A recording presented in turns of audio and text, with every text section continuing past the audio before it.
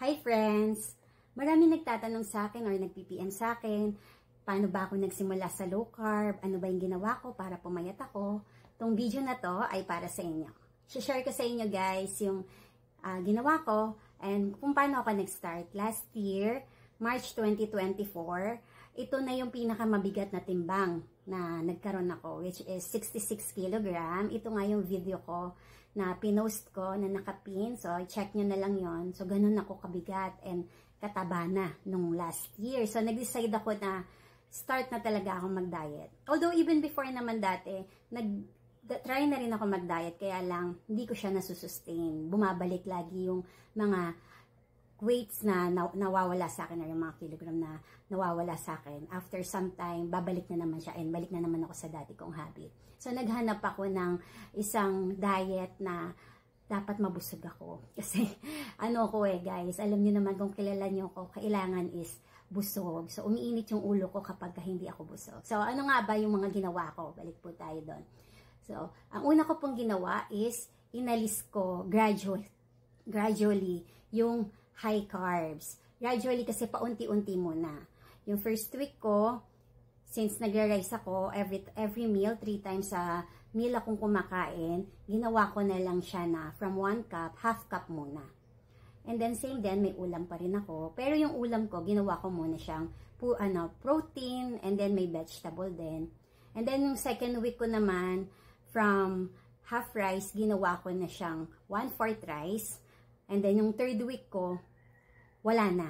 So, doon na talaga ako sa pang third week na medyo nakaka-adjust na ako na konti na lang yung aking rice. Doon na talaga ako naging seryoso na sinunod yung mga low carb na kailangan kainin.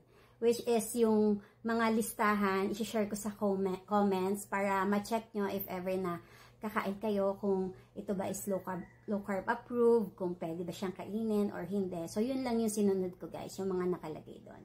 So, number 1 is alisin yung mga carbs, which is rice, pasta, bread. Yan. Number 2 is maglagay ka lagi ng protein sa every meal mo. Yung protein, ang mga pwede mong kainin is chicken, beef, pork, seafood, fish, eggs. So, yun yung mga protein. Ang ginagawa ko, every meal is dinadamihan ko talaga siya to make sure na mabubusog ako. So, around mga 200 to 250 grams yung kinakain ko na protein. And then, lagi rin ako naglalagay ng egg. Kasi yung egg kahit papano is makakadagdag din siya sa protein mo. Pangatlo is pwede kang magdagdag or kumain ng gulay dito sa diet na to. Ang mga pwede mong kainin is yung mga green leafy vegetables. So, ayun, lagi rin ako naglalagay para kasi nakakaumay, diba? Kung puro protein, so kahit papano is may fiber pa rin na papasok sa katawan ko. At tapos, ang iniiwasan ko lang is yung mga root crop na vegetables like patatas, carrots, kalabasa, corn. So, may mga listahan naman ng mga root crops na dapat hindi natin kainin kung naglo-low carb tayo. Pang-apat is inalis ko yung favorite ko, which is yung mga sweets. So, kung kilala nyo ako, sobrang lakas kong kumain ng tsokolate. Yung isang buo ng Cadbury bar, kaya kong ubusin ng isang upuan yan. Pero this time, naging desidido talaga ako na kailangan sundin ko tong diet na to para makita ko if may pag-asa pa ba na pumayat ako, kung papayat pa ba ako. And yun nga, tinanggal ko yung mga chocolates, ice cream, mga junk food. So, kasama rin yun sa mga hindi ko na kinakain. And then, yung panglima naman is sa mga inumin. Ang iniinom ko na lang ngayon is water at saka black coffee na walang sugar. Ngayon, tinanggal ko lahat ng soft drinks, juices, yung mga iced tea, lahat ng may mga kulay. Tapos, sa isang araw, at least 2 liter ng water yung kailangan mong mainom para, syempre, importante yung water sa katawan natin. Pang-anim, sa fruits naman, hindi naman kasi ako talaga mahilig sa fruits. So, wala akong ganong masyadong naging problema doon. Pero kung mahilig kayo sa prutas, mag-focus na lang kayo sa strawberries, sa avocado at lemon. So, yun yung mga low carb approved na fruits. Pampito is kahit papaano nag-exercise din ako. Kasi tamad na tamad din talaga akong mag-exercise. Pero ang focus ko kasi is yung braso ko at saka yung tiyan ko at yung puson ko. Siyempre, alam ko kung maglulus ako ng weight, baka magsag yung skin ko.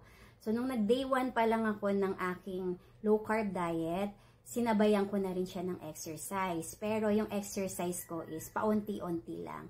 Target lang. So, kung ang start ko is sa arms, for 8 minutes, yun lang yung inaano ko everyday. Yun lang yung ina-exercise ko. And then yung sa abs naman, or yung sa tummy, meron akong 10 minutes na workout na sinusundan lang din sa YouTube. So, dun lang din ako nagtitingin ng exercise. So, everyday, around 10 to 18 minutes yung aking exercise. So, everyday ko yung ginagawa for 6 months. And then, nung medyo bumaba na yung timbang ko, paunti-unti, minsan every other day na lang ako mag-exercise. Pero, during naman kapag ako ay sinisipag mag-exercise, umaabot din ako ng 30 to 45 minutes. Kasi ngayon naman, ang target ko naman is yung aking booty. So, gusto ko naman na kahit paano is madagdagan yung aking puwet. Pang-8, kung naka-adjust na yung katawan mo sa low carb na pagkain at nararamdaman mo na nabubusog ka na nang wala kang kasamang mga high carbs na pagkain, is pwede ka na mag-intermittent fasting. So ako nga, on my 3rd week, nag-start na kagad akong mag-intermittent fasting. So ang tawag sa ginagawa ko, 2 meals a day or yung TMAD na tinatawag nila. Bali, 16 hours yung fasting and then 8 hours yung feasting or yung pwede kang kumain. Ang first meal ko usually is at 11 o'clock ng umaga. And then yung second meal ko naman is before mag 7 o'clock. So dapat tapos na akong kumain ng 7 p.m. So yun yung 8 hours na time na pwede kang kumain.